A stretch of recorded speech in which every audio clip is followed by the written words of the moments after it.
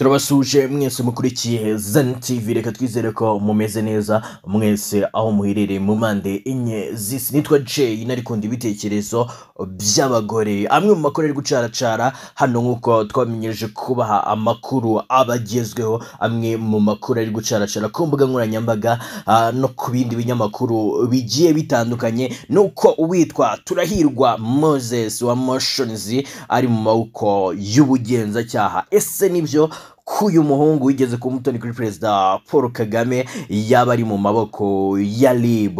Yigeze ayamaze iminsi hari inkubiri ubwo yibasiraga Paul Kagame akanibasira Inkotanyi avuga ko abyanga cyangwa se amwanga. Ni ibintu bitavuzweho rumwe n'ibitangazamakuru, gusa benshi bagiye bahuriza kuko Prito Mumbabari Abanyarwanda, ni bitavuzweho rumwe n'Abanyarwanda ndetse n'abanyamahanga. Abenshi bagiye bahuriza ku kuba uyu Moses nta kintu yaburanye u Rwanda kugeza naho yaharabika Inkotanyi na Perezida Paul Kagame gutyo. Ariko uyu munsi twari dutegereje kumva icyo leta y'u Rwanda cyangwa se RIB nk'isanzwe igenza ibyaha ibivugaho.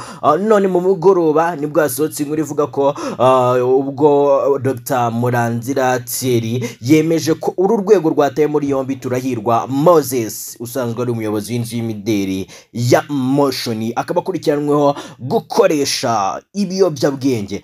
Ntabwo icyakurikiranweho ari icyo kuba yaravuze nyakubahwa Perezida Paul Kagame nabi cyangwa se aravuze Inkotanyi nabi, ahubwo Dr Murangira Thierry yavuze ko uyu nguyu Turahirwa Moses akurikiranweho icyaha cyo gukoresha ibiyobyabwenge. Ese wowe koko ni icyaha cyo gukoresha ibiyobyabwenge? Gusa n'ubundi niwakora ibintu nka biriya utanguye kabisa. Nibyo nigeze kubaganizaho mu biganiro byacu byagiye bitambuka mbabaza ati ese muba mwanyweye iki? Rero uyu nguyu basanze akoresha ibiyobyabwenge ndetse ku rwego ruhambaye. Ibi Dr Murangira Thierry yabihamirije ibinyamakuru mu kiganiro kigufi twagiranye, aho yagize ati nibyo koko Turahirwa Moses yarafashwe akaba akurikiranweho gukoresha ibiyobyabwenge nk'uko bigaragazwa n'ibisubizo by'ibipimo byafashwe bikanapimwa n'abahanga bo muri Rwanda Forensic Institute Rwanda.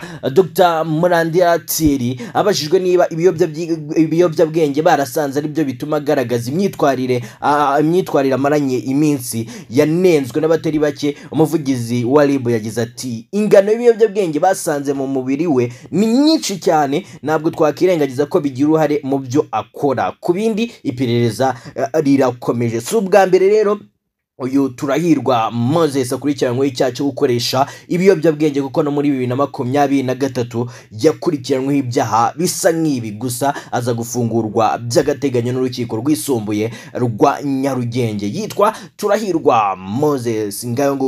Ngayo maherezo ye nyuma yuko yibasiye Perezida wa Repubulika y'u Rwanda Paul Kagame hamwe n'Inkotanyi muri rusange, tudasize n'Abanyarwanda muri rusange kuko natwe twese ubu tumaze kuba Inkotanyi. Ngaya amaherezo. Reka dutegereze icyo urwego ruza kugaruka mu gihe ngo iperereza rigikomeje icyo riza kubivugaho. Ubwo baraza gukurikirana na bimwe yavuze aho byavuye, dore ko bavuze ko iyo myitwarire nyine batahita babihamya, usibye ko ngo yanabitera, ariko ngo iperereza riracyakomeje. Yitwa Zen TV, ishobora kugufasha kwamamaza ibikorwa byawe bikaba byagira kure. Ikindi kandi tugane tugufashe rwose mu bijyanye n'ibirori, kuko turaba events planner, dushobora gukavaringa ibirori byawe byose bikaba byagenda neza. Reka nkubitse gukora subscribe, like, share na comment kugira ibiganiro byacu bijye bikomeza kukugeraho 5 kuri 5 ndetse tunafashanye. Reka nkubwire ni wirwe neza, muze kugira umunsi mwiza